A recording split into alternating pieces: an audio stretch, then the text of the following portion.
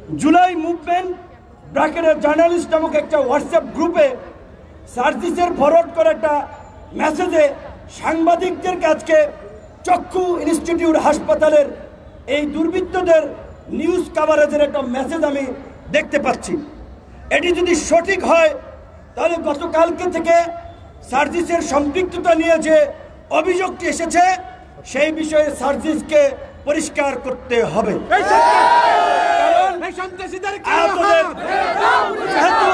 আহতদের চিকিৎসার জন্য ক্ষতিপূরণ দেওয়ার জন্য জুলাই ফাউন্ডেশন গঠন করেছে, সেটার তিনি দায়িত্বে আছেন। তাহলে তার সাথে এদের একটা সম্পৃক্ততা স্বাভাবিকভাবে আছে। এখন এই হামলায় আছে কিনা সেইটা আমরা জানি না। আমি পরিষ্কারভাবে আমাদের নেতা কর্মীদেরকে বলে দিতে চাই, ধৈর্যের সীমা ছাড়িয়ে গেছে, সহ্যের বাঁধ ভেঙে গেছে। আগামী 24 ঘন্টার মধ্যে এই হামলাকারী শরীফ, হিল্লোল, তনয় সহ সাইফুল সহ যারা চিহ্নিত হয়েছে তাদেরকে যদি প্রশাসন গ্রেপ্তার না করে, যেই হাত দিয়ে ফারুকের গায়ে আঘাত করেছে ওই হাত আপনারা ভেঙে দিবেন।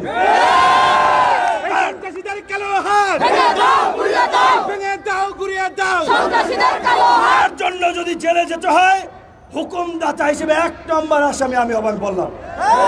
কিন্তু এখন যদি আমাদের রক্তে ভেজা বাংলাদেশে এই অধিকার পরিষদের নেতা কর্মীরা গত 7-8 বছর ধারাবাহিকভাবে যে লড়াই সংগ্রাম করেছে, রক্ত দিয়েছে, এই রক্তই আজকে বিপ্লবের প্রেক্ষাপট তৈরি করেছে।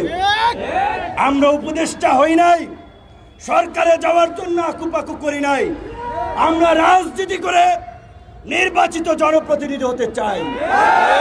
এই সরকারকে পরিষ্কারভাবে বলেছি, একমাত্র রাষ্ট্র পুনর্গঠনে সংস্কারের প্রশ্নে একমাত্র গণ অধিকার পরিষদ ব্ল্যাঙ্ক চেক দিয়েছে।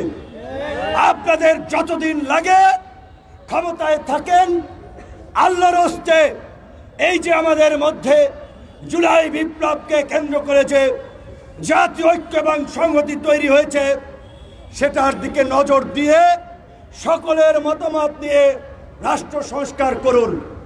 সরকারের বিরুদ্ধে বক্তব্য দিয়েছে নাকি, তাই ওই টোকাই নাকি খেপে গিয়েছে।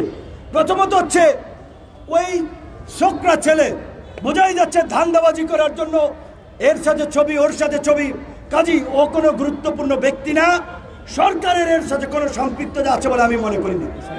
কিন্তু আন্দোলনকারীদেরও সার্জিসের নাম এসেছে, আমি বিশ্বাস করতে চাই না যে আমাদের ছোট ভাইরা এইভাবে, বা সার্জিসের বাড়ি উত্তরবঙ্গে, ফারুকের বাড়ি উত্তরবঙ্গে, তার উপরে হামলা করাতে সে সমর্থন দেবে, এটা আমার মনে হয় না। কিন্তু ঘটনাটি খুব রহস্যজনক।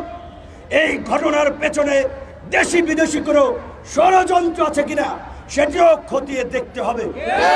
কারণ বিপ্লবের পরে প্রতি বিপ্লবের জন্য পলিটিক্যাল কিলিং হয়, রাজনৈতিক হত্যাকাণ্ড ঘটে।